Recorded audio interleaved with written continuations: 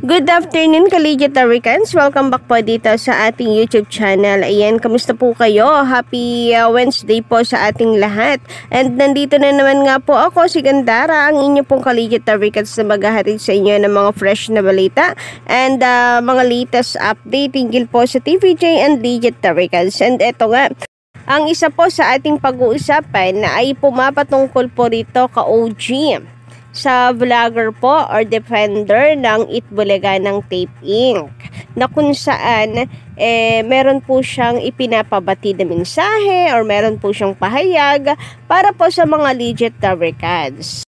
And mamaya nga po niya natin po yan tatalakayin mga kaligit Tarikads. Kaya naman tumutok lamang po kayo. Sa ngayon, nais ko po muna sanang i-shoutout ang mga masusugid po nating taga-subaybay na talaga pong full support sa atin pong mga updates araw-araw. So, mayroon po tayong ilang napili na mga comments for today's video. So, shoutout nga po dito kay Ginoong Sonny Lawrence Ahero Pineda. Magandang hapon po sa inyo, sampo na inyong pamilya. Sabi po niya rito, ang Itbulaga ngayon, perwisyo.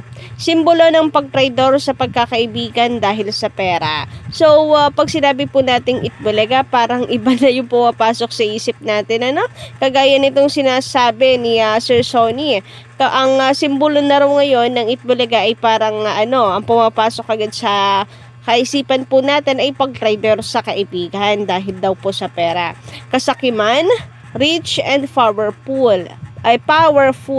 Kasi nga, sa halos araw-araw, ay ito po ang pinag-uusapan sa social media na kung saan ay kanya-kanyang labanan para lamang po maipanalo ang Itbulaga. So, kasakiman na kung saan ay ayaw po ibigay sa TVJ kahit na ang tinig naman po or ang tinig naman ng mga tao na sinasabi nila na kaya sila nariyan ay para magbigay ng tuwat saya sa mga Pilipino o sa mga tao, hindi nila pinapakinggan.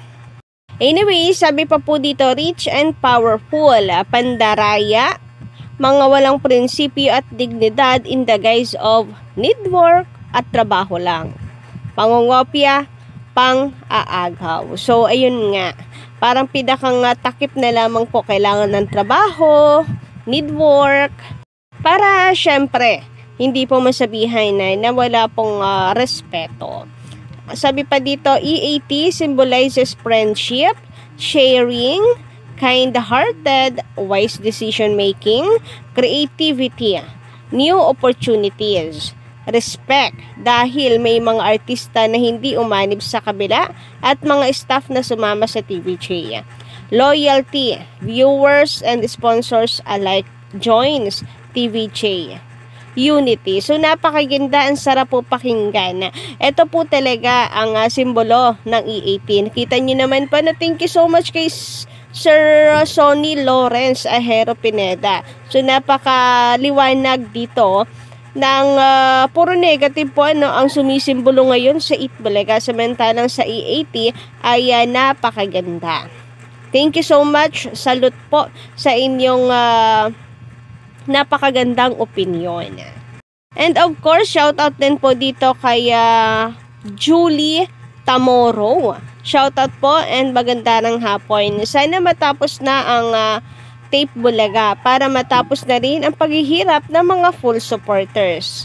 Solid fans ng original Itbulaga. So, ang katapusan po niyan ay nasa nasa korte pa rin at syempre nasa GMA Network. Alam naman natin 2024 po ang expired ng kontrata or ng kasunduan, agreement ng Tape Inc. at GMA Network. So, nasa sa kanila na po yon kung kanila pang po ang Tape Inc. I-renew pa for more many years. And of course, nasa korte din kung papanigan po nila ang TVJ. Kaya, talaga matigas na po kasi ang puso ng Tape Inc. para po sa kagaya po natin sa Pilipino, hindi po nila pinapakinggan ang boses ng mga tao. Kaya wag na po tayong umasa talaga na ibibigay yan na basta-basta na lamang ng tape ink sa TVJ. Nako, laban na kung laban ngipin sa ngipin po talaga dahil po sa pride. Samantala, shoutout din naman po dito kina Sir Manuel Ponce and Rogelio Paras. Ayan, sabi nila rito, next time gagayahin nila yung may dalang bagay o gamit na may numero na ginagawa ng EAT. Ganyan ang fake manggagaya ng manggagaya. Nako! Nako, nako. Kapag ginawa na rin po nila yan, nako.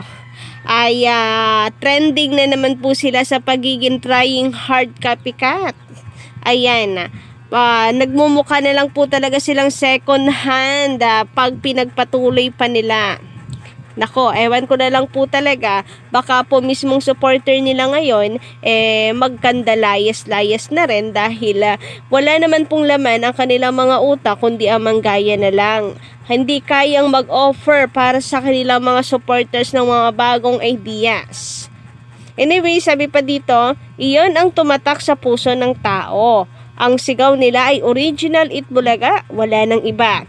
Kasi mga fake sa kabila at pahiya mga tolongges. Kaya sila, huy, wag kayong ganon.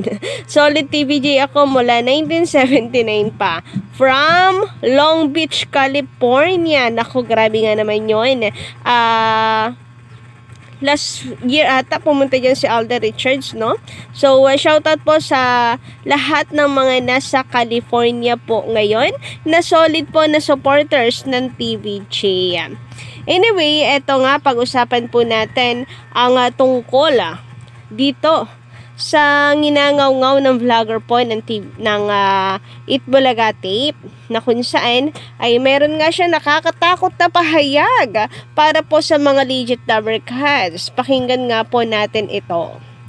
Ko lang sabihin sa mga bashers, wala kayong pakialam sa buhay ko.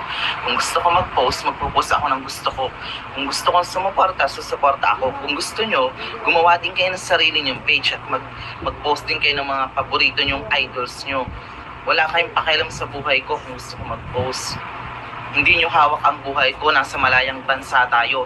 Wala rin akong sinasabing mali sa ibang mga idols nyo.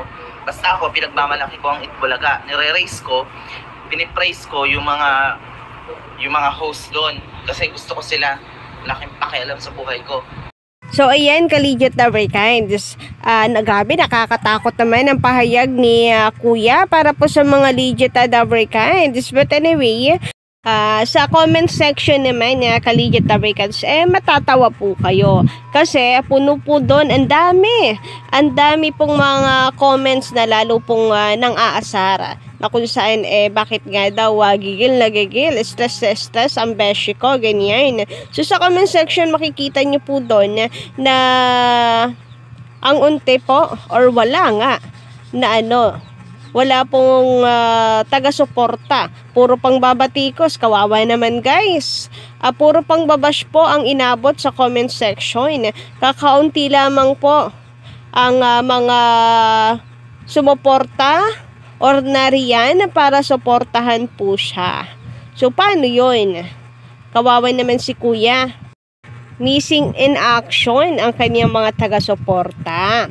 But anyway, ka-legit lover, pag-usapan naman po natin ang tungkol dito sa naging topic po sa babala, wag kayong ganon. Grabe nga yun, ka-legit lover, very alarming din para po sa ating lahat na tayo po'y mag-ingat for awareness na rin. Kita niyo yung facial reaction dito ni Mengay sa kwento ni ate. Grabe, tinapon sa ilog and the 15 na saksak. And then eto pa, mag-iingat po tayo mga ka-legit lover, wala ka na talagang ligtas sa mga kriminal sa panahon ngayon, kahit work from ka pa, babala. So kung hindi lang po sana bias ang mga manunulat ngayon, for sure trending na naman po ito at mapapa-article na naman po ito. Laman na naman po ito ng tabloids, ka-legit lover. Kasi napakaganda po ng topic po talaga, nagte-trending din. At sana nga hindi po laging kinakapos ang babala para naman ay mabigyan ng sapat na oras ka-legit lover cards kasi napakaganda po ng topic na pinag-uusapan po dito. Marami din po tayong mapupulot na aral.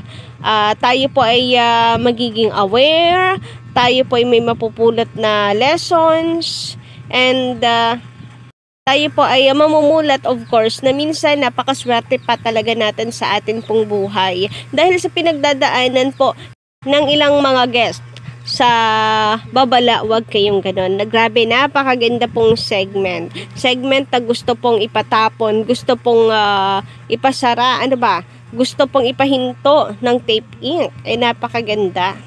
Para sa akin, ito po ang isa sa pinaka best segment po ng TVJ. Kayo po ba, ano po ang inyong masusay hinggil po dito sa topic po natin ngayong araw? Pa-comment naman po dyan sa baba.